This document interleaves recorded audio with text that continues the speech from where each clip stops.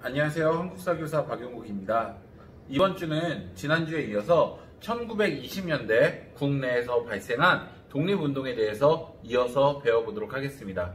그래서 오늘 배우는 내용 중에 가장 중요한 것은 이제 국내 독립운동에서 대표적인 단체가 하나 생깁니다. 그 단체, 신간회라는 단체죠. 그 단체에 대해서 어떻게 만들어지게 되었고 그 단체의 가장 큰 성격이자 특징은 무엇이 있었는지 그리고 어떤 결론이 나오게 되었는지에 대해서 알아보도록 하겠습니다.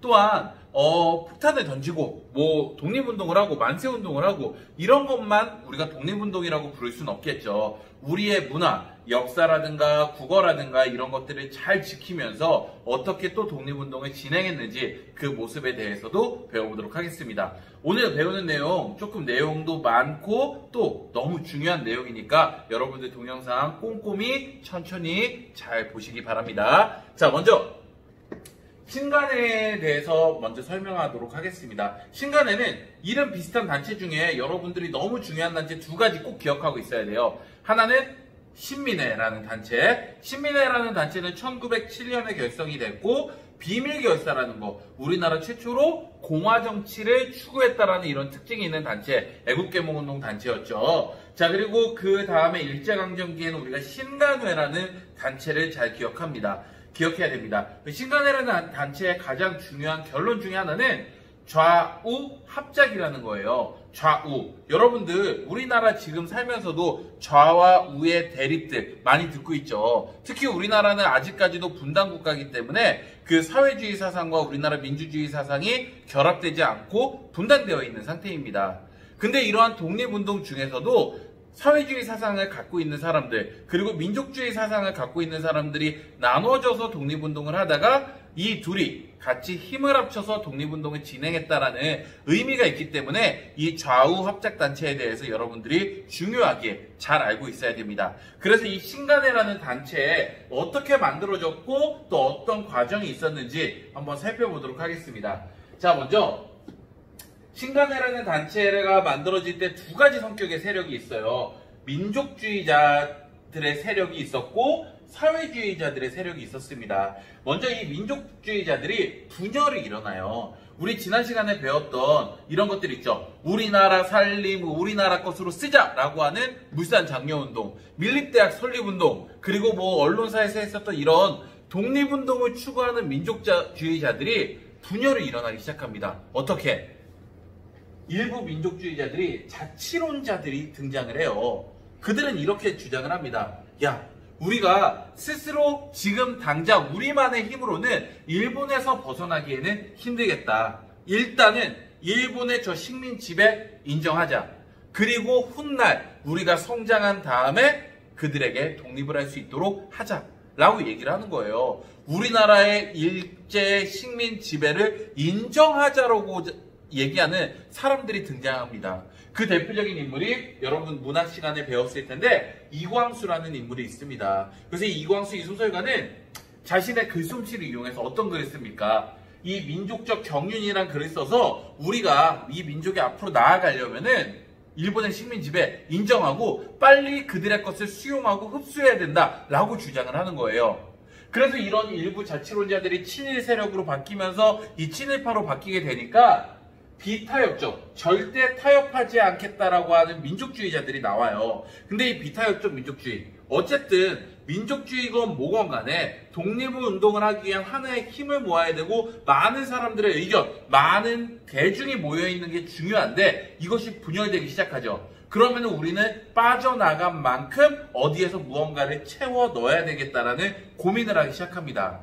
이런 고민을 같이 하는 그 집단들이 있어요. 먼저 1920년대 우리나라의 사회주의 사상이라는 게 유입되면서 이 사회주의 사상이 전국적으로 굉장히 유행을 해요. 이거는 여러분 절대 좋고 나쁘다로 따지는 문제가 아니에요. 그 사회주의 사상을 통해서 우리가 훗날 독립운동을 할 때 어떤 모습으로 독립운동을 하면 좋을까를 고민하는 사람들인 겁니다. 그래서 이 사회주의 사상을 유입한 사람들, 지식인들이 이 사회주의가 괜찮구나 같이 학문하고 같이 공부하면서 사회주의 혁명을 준비하고 있는데 이 또한 일본이 방해를 하죠. 이 일본이 이 사회주의 사상가들은 어떤 식으로 방해를 하냐면 치안유지법이라는 걸 제정하면서 방해를 합니다. 즉 치안, 나라를 편안하게 다스리고 유지하는데 해가 되는 것이라면 법으로 죄를 짓지 않아도 잡아가는 거예요. 근데 일본 입장에서는 이 전 세계적으로 유행하고 있는 사회주의 사상이 더 눈에 골치예요. 왜? 우리나라가 사회주의 혁명을 이룬다고 했을 때 우리가 3.1운동 때 배운 것처럼 러시아, 소련이나 이런 나라들이 도와줄 수 있거든요. 그렇기 때문에 이 사회주의 사상을 차단하기 위해서 치안유지법을 통해서 사회주의는 이 치안을 유지하는데, 안정된 사회를 유지하는데 방해된다를 얘기하면서 사회주의 사상가들을 마구 잡아갑니다. 그러니까 이 사회주의 사상가들은 합법적으로 활동할 수 있는 공간이 필요한 거예요.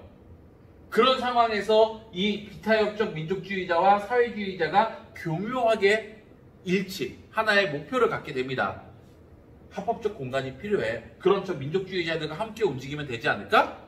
사람이 더 필요해. 그럼 저 사회주의 사상가들을 유입하면 되지 않을까? 이런 고민을 하게 되는 거예요. 그래서 이 조선민흥회라는 단체를 만들고 정우회 선언을 통해서 이런 이야기를 합니다.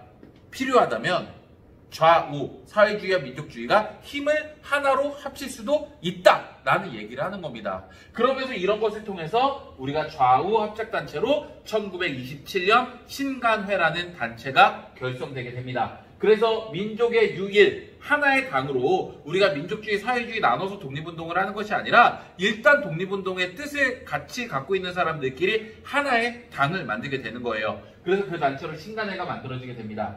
이 신간회는 합법적으로 그리고 공개적으로 활동을 해요. 근데 여기에는 일본의 속내도 있어요. 어떤 속내가 있습니까? 일본 입장에서는 우리나라에서 주요 독립운동을 하는 인사들을 이 신간회 단체에 가입시켜 놓고 합법적으로 공개를 시켜버리면은 이들이 어떤 활동을 하는지 더 쉽게 감시할 수 있잖아요. 아무튼 그런 내용도 있긴 하지만 어쨌든 합법적이고 공개적인 단체로서 홍명희 선생, 안재홍 선생을 중심으로 만들어졌고, 이 신간회에서 했었던 가장 대표적인 활동 중에 하나가 여러 운동에 참여도 하지만 광주 학생 항일 운동이 일어났을 때 여기에 진상조사단을 파견해서 우리 학생들 풀어주시오 라는 이런 활동들을 진행하기도 합니다. 그리고 전국에 지회를 두고 가장 큰 단체로서 활동을 하게 되는 거예요. 하지만 이 신간회가 우리의 뜻, 우리의 생각만큼 그리 오래가지는 못합니다. 그래서 이 지도부의 우경화 현상, 즉 뭐냐면은 신간회도 이 회장이라든가 이런 지도부가 있을 거 아니에요. 그 지도부가 사회주의, 좌익 세력들을 배제한 채 자신들의 힘으로만 이끌어가려는 모습들이 너무나 많이 보입니다. 그리고 이런 대표적인 민중대회를 결성하려고 했을 때 그것이 일본에게 사전에 발각돼서 실패하는 경우, 그리고 그것이 이렇게 실패했을 때 또 해결하는 방법에서 사회주의 사상이 생각하는 것과는 정반대로 이런 해결하려는 모습, 그러면서 내부에 균열이 생기기 시작하는 거예요. 그리고 이런 좌우 합작의 모습은 단순히 우리나라에서만 일어났던 것이 아니라 중국에서 국공합작, 국민당이라든가 공산당이라든가 이런 사람들이 합쳐서 일본과 또 저항을 하기도 했거든요. 그런 모습과 함께 나타났던 건데 중국에서도 이 국민당과 공산당이 분열이 돼요. 그러면서 이제 우리나라 내부에서도 아우 저 민족주의자들이랑 손 못 잡겠어, 아우 저 사회주의 사상가들이랑 같이 못 하겠어, 이렇게 내부의 분열이 일어나기 시작하면서 결국 1931년 해체되게 됩니다.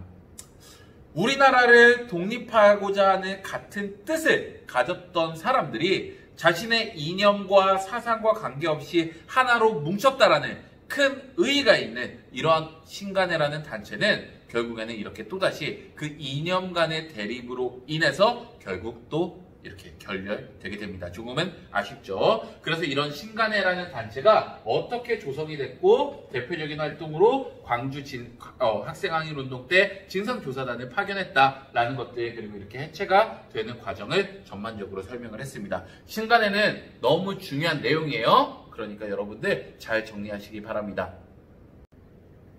네, 신간회에 이어서 이제는 우리의 문화를 잘 지키면서 독립운동을 하고자 했던 그런 내용에 대해서 간단히 살펴보도록 하겠습니다.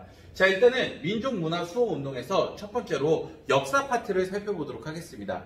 일본은 우리나라를 지배하는 데 정당성을 확보하기 위해서 우리나라 역사를 굉장히 왜곡합니다. 그래서 일본이 우리나라 역사를 왜곡할 때 그것을 식민사관이라고 부르는데요. 말 그대로 우리나라가 식민지가 될 수밖에 없는 역사적 이유를, 근거를, 관점을 가지고 이야기를 하는 거예요. 그래서 일본이 이런 식민사관으로 우리나라가 식민지가 될 수밖에 없었던 역사적 이유를 이게 크게 세 가지로 타율성론, 정체성론, 당파성론이라고 이렇게 이야기를 합니다. 먼저 타율성론. 타율의 반대말 뭐예요? 여기 적혀있죠. 자율이잖아요. 즉 스스로 어떤 것을 만들기보다는 다른 사람에 의해서만 우리나라가 들어왔다라는 거예요. 모든 문물이. 즉 우리나라는 스스로 만든 것이 하나도 없이 중국 문화만 그대로 수용했을 뿐이다. 그러니까 너희가 지금 일본 식민 지배를 받으면서 우리는 일본 것을 받아들이는 것도 너네가 역사적으로 늘 해왔던 것이야. 그러니까 크게 반발하려고 하지 마. 이런 식으로 역사를 왜곡해서 우리나라를 비하하고 우리나라를 역사를 낮추는 거죠. 하지만 그런 게 아닌 거 다 알고 있죠. 우리가 지금 쓰고 있는 이 칠판의 글씨 훈민정음 중국에서 받아들여온 건가요? 아니죠. 그 외에도 우리나라만의 독창적인 문화나 이런 것들이 굉장히 많이 있습니다. 하지만 일본은 이렇게 중국에서 우리나라가 수용한 그런 부분만을 부각시키고 강조시키면서 역사를 왜곡하죠. 자, 그리고 정체성론. 강화도 조약을 맺고 일본이 우리나라에 들어와서 보니까 야, 너희 역사, 경제, 사회, 문화, 정책 멈춰있더라. 우리나라는 자동차 타고 자전거 타고 다니는데 너희들은 아직도 소다이부지 타고 다니고 우리나라는 벽돌집 짓는데 너희들 아직 초가집 살고 있더라. 이러면서 마치 우리나라 역사를, 당시의 상황을 일본의 3, 400년, 길게는 500년까지 이전의 시기라고 비하를 합니다. 그러면서 너희들이 이렇게 발전하고 빠른 시간 내에 전기, 전화도 쓸 수 있는 거 일본 문물이 들어왔기 때문이야 라고 주장하는 것이 이 정체성론입니다.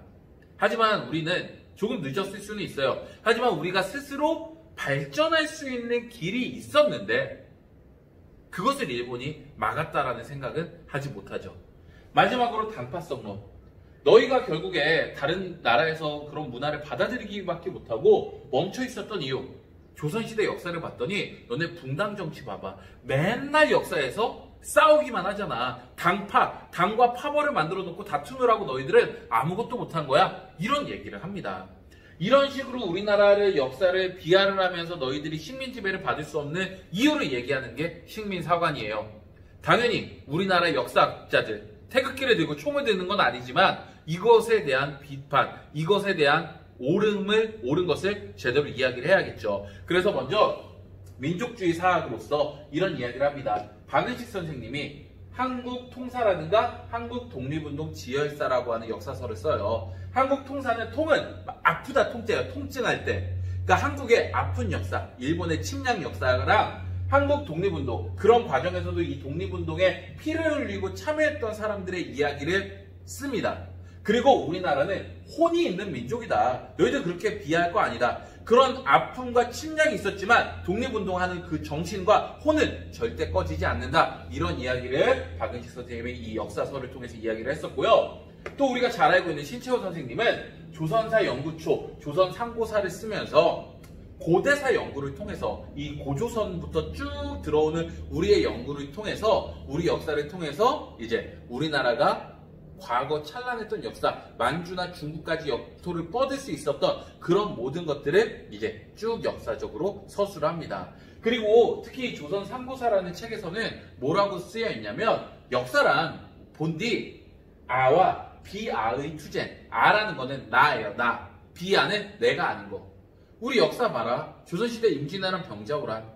그리고 여러분들이 잘 알고 있는 살수대첩, 귀주대첩 여러 가지 전쟁들 보면은 역사라는 건 결국에는 나와 그리고 내가 아닌 다른 민족과의 끊임없는 투쟁이다. 그래서 지금도 일본이 침략하고 있는 거기 때문에 이런 역사서를 보고 결코 포기하지 말고 우리가 싸워 나가면 된다. 이런 것들을 역사를 통해서 또 강조를 하신 겁니다. 또 정인보 선생님은 우리 민족의 어를 강조하면서 조선사 연구 이런 책도 쓰면서 우리가 힘이 있었다. 우리도 이렇게 약하지 않았다. 그러니까 이런 역사서를 보고 여러분들이 힘내서 일본의 침략에 맞서 싸우자. 이런 민족주의 사학자들의 글이 있었던 겁니다. 자, 그리고 유물사관이라는 건 뭐냐면은 대표적으로 백남훈 선생이 조선사회 경제사라는 책을 통해서 이야기를 했는데요. 여기에서는 일본이 저 식민사관 중에서 정체성론이라는 것을 대표적으로 비판을 합니다. 말 그대로 일본은 우리나라 역사가 멈춰 있었다는 뜻이었잖아요. 하지만 우리나라의 역사를 봤을 때는 그렇지 않다. 우리나라도 세계사의 발전적인 보편적 법칙에 따라서 발전하고 있었다라고 주장을 하는 거예요. 즉 세계가 고대, 중세, 근세, 근대 넘어오듯이 우리도 고대 삼국시대, 중세 고려시대, 근세 조선시대 발전하고 있었어. 그리고 우리도 자본주의라는 체제가 만들어지고 있었고 조선 후기 때 신분제 사회가 붕괴되고 있었어. 근데 너희들이 침략으로 인해서 그것이 잠시 이렇게 멈춰졌을 뿐이야 라고 얘기하면서 우리나라도 발전하고 있었기 때문에 정체성론은 타당하지 않다 라고 주장한 것이 이 백남훈 선생님의 이야기입니다. 또한 이 실증사학이라고 해서 이병도 선생은 진단학부, 진단학회를 만들게 되면서 객관적인 서술을 해라. 증거 있는 것만 이야기해라 라고 하면서 이 객관적인 실증적인 역사를 중요시하는 이런 역사적 단체를 만들기도 합니다. 그리고 1930년대에는 안재용, 정인보 선생이 여유당 전설안을 통해서 이 정약용 선생님이 돌아가신 지 99주년 이런 거를 기념을 해서 이제 그 실학의 중요성, 우리나라가 그때 조선 후기 때 어떻게 발전하고 있었는지 이런 것에 대한 또 글도 씁니다. 즉 일본의 역사 저런 것에 대해서 우리나라가 긍지를 갖고 그리고 이런 것이 우리도 발전하고 있었다라는 비판을 하면서 이렇게 독립운동의 모습을 보인 모습도 있었다. 여러분들이 알고 있으면 좋을 것 같아요. 자, 다음은 국어 파트를 볼게요. 우리의 언어 국어 파트. 자, 그래서 국어 파트에서는 여러분들이 이런 걸 알고 있으면 돼요. 일본이 우리나라 말을 잘 교육을 안 시키고 우리나라 말을 금지했었던 적도 있었는데 그런 상황 속에서 우리나라 말을 유지하기 위해서 이 명맥을 이어가기 위해서 어떤 노력을 했었는지에 대해서 알아가면 좋을 것 같습니다. 자, 먼저 조선어 연구회라는 단체가 1921년 만들어집니다. 이 조선어 연구회에서는 우리나라 말을 제대로 연구하고 가르치기 위해서 이런 것을 기억해야 된다라고 하면서 각야날, 지금의 한글날이겠죠. 이런 것도 제정을 하는 기념도 만들고 한글이라는 잡지를 통해서 우리나라 글과 문화의 소중함을 여러 사람들에게 알릴 수 있는 이런 잡지도 만들게 됩니다.